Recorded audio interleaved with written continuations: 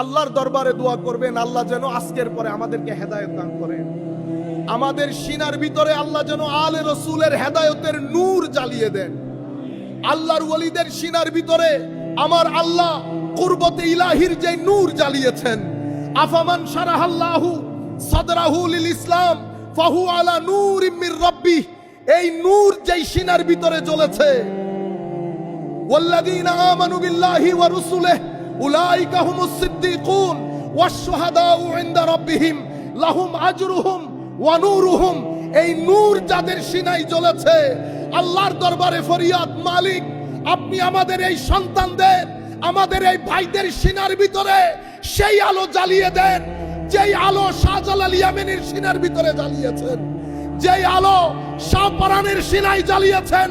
Nasir Uddin cepa সালারের সিনায় যেই আলো প্রজ্বলিত করেছেন, শেখ বাগদাদি যিনি ঢাকার বুকে শুয়ে আছেন সেই সিনায় যেই আলো জ্বালিয়েছেন, যে আলোর মাধ্যমে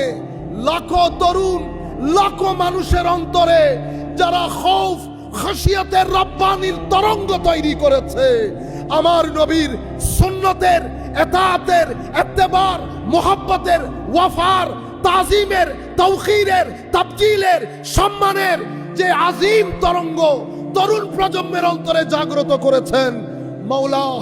তোমার দরবারে প্রার্থনা, সেই সিনার মধ্যে যদি তুমি জ্বালাতে পারো। আমরা গরিব, আমরা গুনাহগার আল্লাহ, কোনো সন্দেহ নাই, কিন্তু আমরা আপনাকে মানি, এতেও কোনো সন্দেহ নাই। কেউ আপনার বিরুদ্ধে কিছু বললে আমাদের সিনায় আগুন জ্বলে,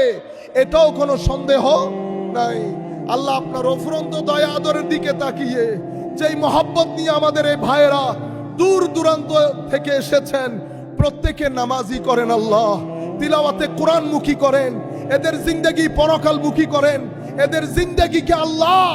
আপনার রেজামন্দির চাদর দিয়ে আবৃত করে দেন।